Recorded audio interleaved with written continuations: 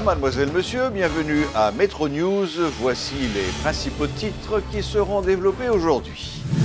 Division à la Chambre basse en ce qui a trait à l'interpellation du Premier ministre Jacques-Guy Lafontant.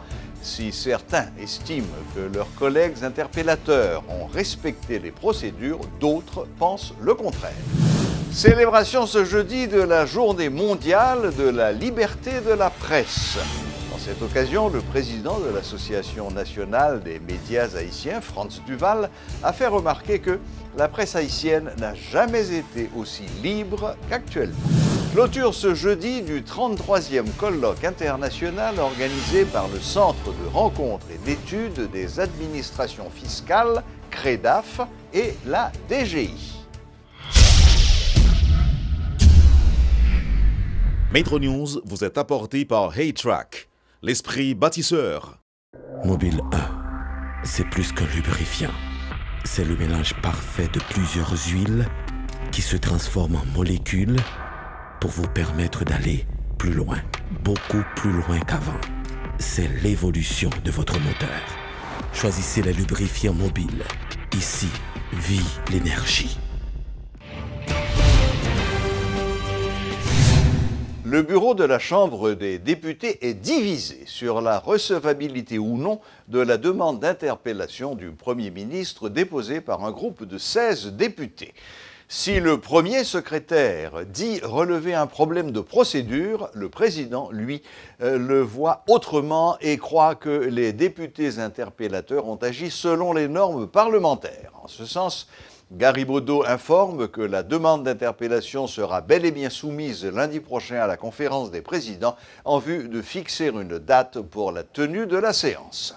Mais il est clair la procédure parlementaire, je pense aujourd'hui, il faut au moins nous sommes esclaves la loi, nous respecter les normes. Le règlement intérieur de la Chambre il dit mais comment nous capables de faire interpellation? Nous sommes capables de convoquer et en pleine convocation, en pleine séance, et nous sommes capables de transformer.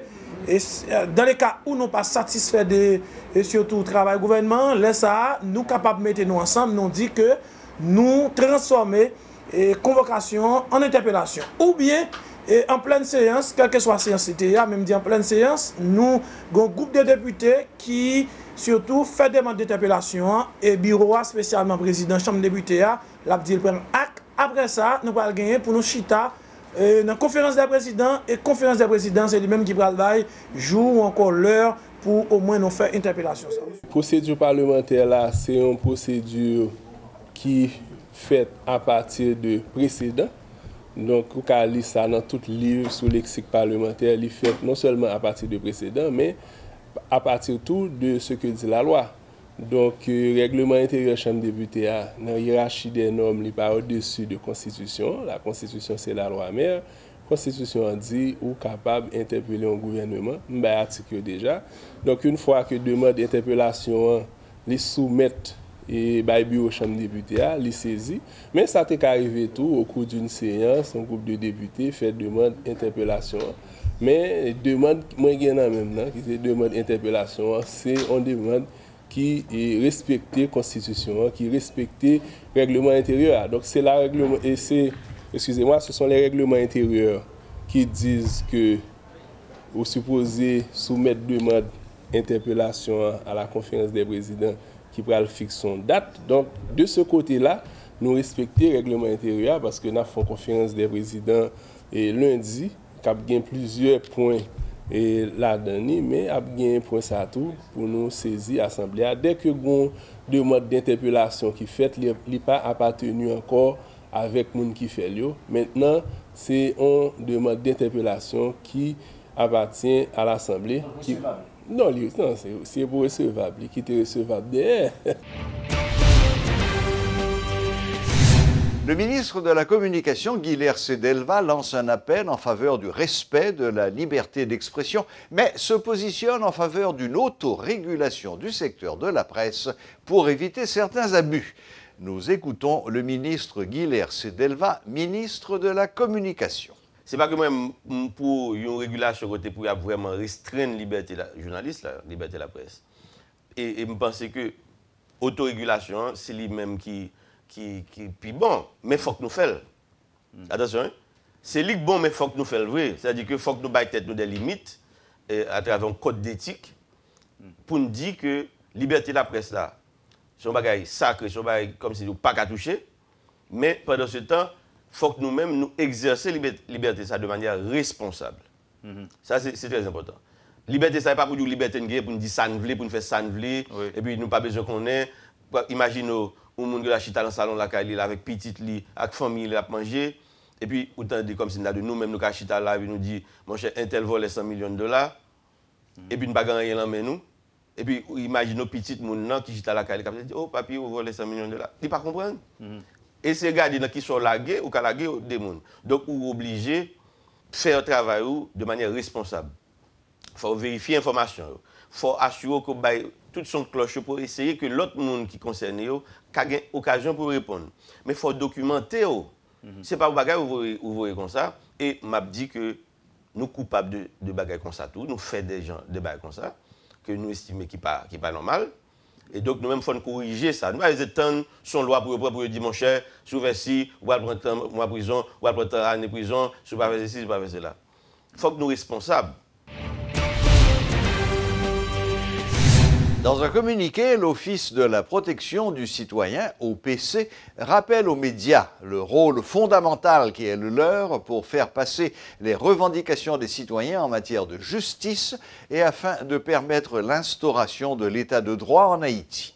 L'Office encourage par ailleurs les autorités à travailler davantage à la mise en œuvre des mesures pouvant garantir la liberté de la presse à l'échelle nationale. En outre, l'OPC exprime sa solidarité avec la Corporation des journalistes sous le choc depuis la disparition du photojournaliste Vladimir Le Gagneur. Suivez les explications du protecteur du citoyen et de la citoyenne, Renan Edouville.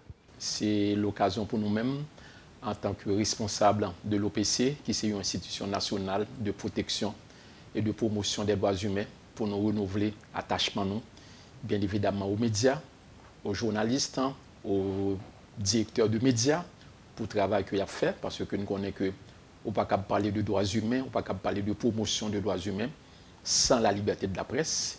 Donc cette journée, c'est le fruit des luttes menées à travers le monde par des journalistes qui ont payé de leur vie, et bien pour que date ça, nous commémorer chaque année. Nous disons commémorer parce que nous ne sommes pas capables de célébrer la journée mondiale de la liberté de la presse, non seulement à travers le monde, mais aussi en Haïti, si nous fait référence à sa crivé tout récemment, le journaliste Vladimir Le Gagneur qui portait disparu depuis mars 2018.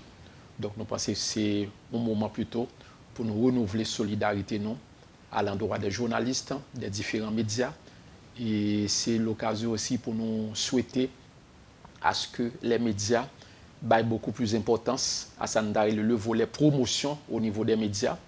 C'est vrai que par exemple, il y a une pile association de presse, association de journalistes, journalistes eux-mêmes qui mettaient sous pied, qui formaient des journalistes pour des questions sensibles. Mais nous croyons qu'il faut aller dans la même ligne. Il faut qu'il y ait plus de journalistes qui travaillent avec les personnes affectées par le VIH-Sida. Il faut qu'il y ait plus de journalistes qui travaillent sur la question environnement.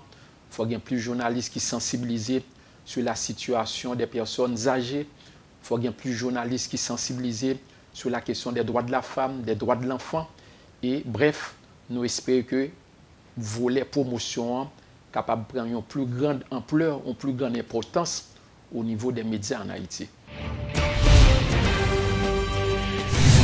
La Journée mondiale de la liberté de la presse, c'est ce jeudi 3 mai. À cette occasion, l'UNESCO a organisé une conférence débat autour du thème « Médias, justice et état de droit, les contrepoids du pouvoir ». Une activité à laquelle ont pris part le représentant de l'UNESCO en Haïti, le ministre de la Communication, entre autres. Dans leur intervention de circonstance, Paul Gomis et Guilher Sedelva ont mis l'accent sur la nécessité d'une presse libre. Suivez ce reportage de Sheila Louis-Joseph et Paul Léel. De penser avec mon père. C'est par une conférence débat que l'UNESCO a voulu commémorer la Journée mondiale de la liberté de la presse ce 3 mai. Une date importante pour l'agence onusienne qui, presque chaque année, offre à des membres de la société civile ainsi qu'à des jeunes l'occasion de réfléchir sur le travail des journalistes haïtiens. Aujourd'hui, comment se présente la situation dans la presse?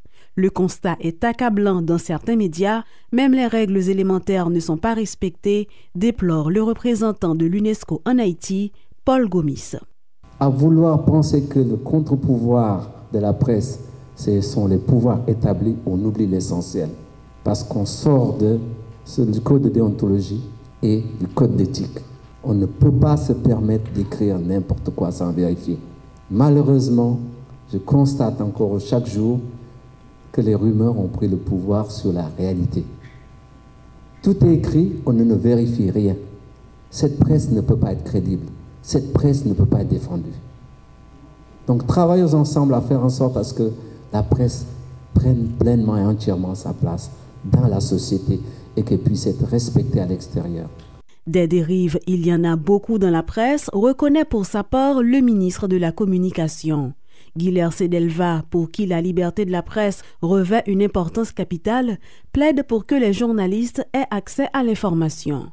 De plus, le responsable de SOS Journalistes prône une presse plus libre. C'est-à-dire l'accès à l'information, c'est un élément indissociable de la liberté de la presse. On ne peut pas les dissocier, c'est pas possible, parce que si on fait ça, on n'a pas cette liberté, à quoi faire? Ça sert à quoi? Ça ne sert à rien si on n'a pas accès à l'information. Médias, justice et état de droit, les contrepoids du pouvoir, c'est autour de ce thème que s'est déroulée cette conférence-débat organisée par l'UNESCO. Une activité au cours de laquelle des pensées spéciales ont été adressées au photojournaliste Vladimir Le Gagneur, disparu depuis 1 mois et demi. Le président de l'Association nationale des médias haïtiens déplore des coups récents portés à la liberté de la presse.